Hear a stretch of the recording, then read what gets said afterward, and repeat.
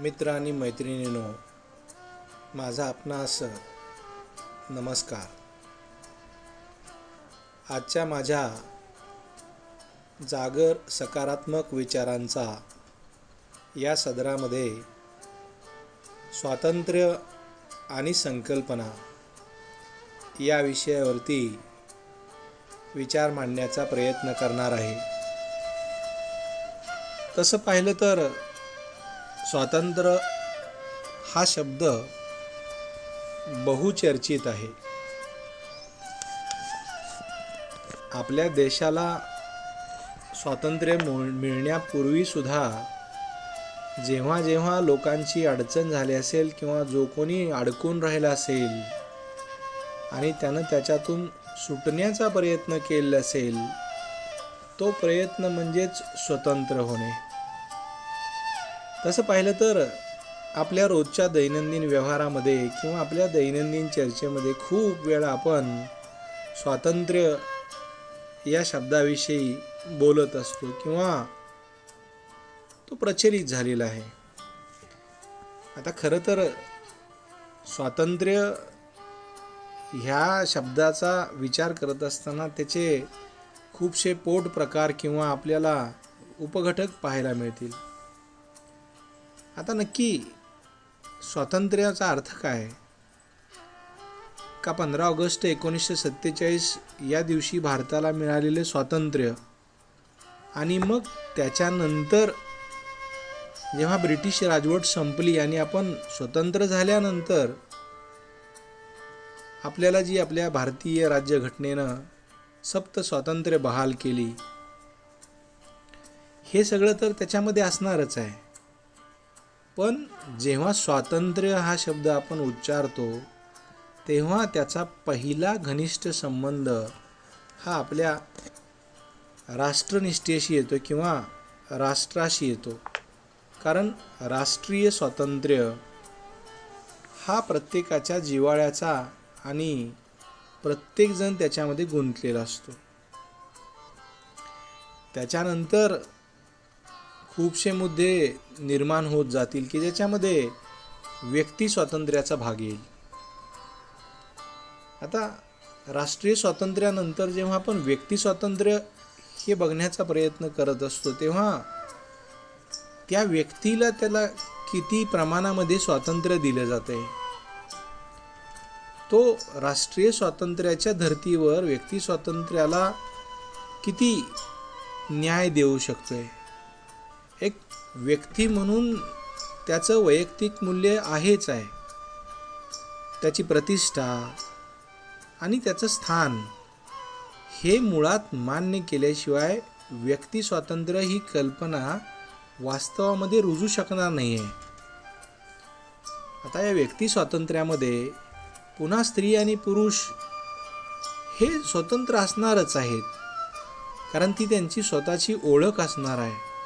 पण जोपर्यंत आपण व्यक्ती स्वातंत्र्य मान्य करणार नाही एकमेकांचं, तोपर्यंत हा मुद्दा अपुराच राहणार आहे. आता जेव्हा भारतीय राज्यघटनेनं आपल्याला सप्त स्वातंत्र्य आचार, उच्चार, विचार, धर्म, श्रद्धा आणि उपासना आणि सगळ्यात शेवटी संपत्ती ही जी सप्त स्वातंत्र्य बहाल केलेली आहेत, मग त्याच्यामध्ये रूढी, परंपरा, धार्मिक कार्यक्रम, श्रद्धा हे सगळं प्रत्येकजण आपापल्या स्वतःच्या मताप्रमाणे म्हणजे अभिमत असलेल्या, अभिप्रेत असलेल्या मताप्रमाणे पुढे जात राहतो. आणि जेव्हा आपण प्रत्येकाच्या सप्त स्वातंत्र्याचा आदर करणार तेव्हाच ह्या व्यक्ती स्वातंत्र्याला तिथे अर्थ राहणार आहे. आता मुळात हे सगळं करत असताना माझ्या भारतासारख्या विशाल देशामध्ये वेगवेगळ्या प्रकारचे गट आणि त्यांचे गटातटाचं अस्तित्व तुम्हाला बघायला मिळणार आहे.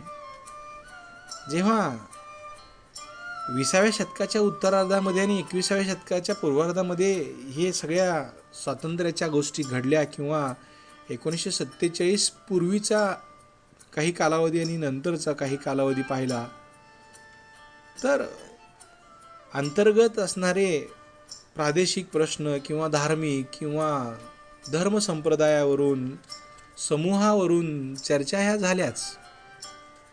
जेव्हा आपण व्यक्ती स्वातंत्र्याचा विचार करतो तेव्हा तिथे अनायासे समूह हा येतोच.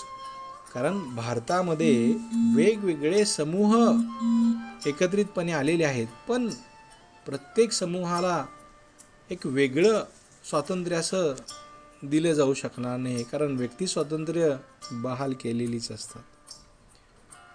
आपण जेव्हा स्वतःपुरता स्वातंत्र्याचा विचार करतो तेव्हा स्वतःला जर मिळालं नाही तर आपण स्वातंत्र्य ह्या शब्दाचा गाजावाजा करत राहतो. पण याच स्वातंत्र्याचा वापर करून जेव्हा दुसऱ्यावरती अन्याय होईल तेव्हा खरंच ती घटनेने बहाल केलेली सप्त स्वातंत्र्य किंवा जी स्वातंत्र्य दिलेली आहेत ती आपण अंमलात आणतोय का, किंवा अंमलात आणत असताना तिथे तंटे किंवा दंगे किंवा विवाद निर्माण होतात का, हा सुद्धा थोडा काळ थांबून विचार करणं गरजेचं आहे.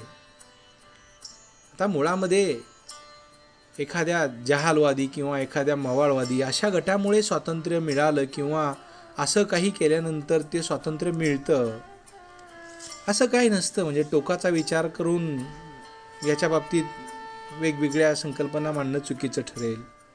कारण प्रथम आपण राष्ट्र मानल्यानंतरच मग आपण व्यक्ती स्वातंत्र्य आणि मग समूह असा विचार आपण करत असतो. पण ही सगळी स्वातंत्र्य ही एकमेकावरती आधारित असतात. इथे कुठेही चमत्कार होत नसतो. ही सगळी स्वातंत्र्य व्यवहारामध्ये वापरत असताना आपणास जाणीवपूर्वक ती वापरावी लागतात. मला एखादी गोष्ट चांगली वाटते म्हणून जर मी तिचा पुरस्कार करायला गेलो तर कदाचित पुढच्याला ती चुकीची वाटू शकते किंवा चुकीची वाटणारच नाही, असा आपला ग्रह करून घेणं चुकीचं ठरेल.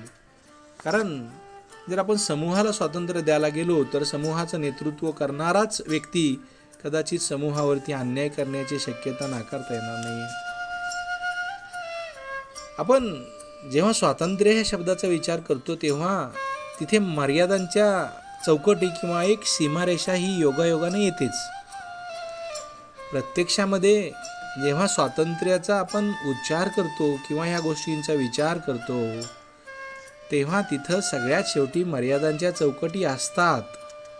म्हणजे स्वतःसाठी पाहिजे तेव्हा स्वातंत्र्य आणि इतरांसाठी पाहिजे तेव्हा अजून कुठल्या तरी वेगळ्या नावाने आपण त्याला तणावपूर्ण परिस्थितीमध्ये ढकलून देऊ शकत नाही आहे.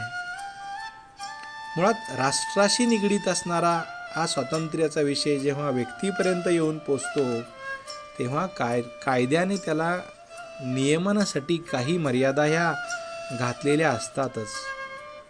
मुळामध्ये आपल्याला सगळ्यांनाच स्वातंत्र्याचा पुरस्कार करायला आवडतं, पण आपण सगळ्यांनी तेवढंच स्वातंत्र्य वापरणं गरजेचं आहे की ज्या स्वातंत्र्याचा परिणाम दुसऱ्यावरती होणार नाही आहे.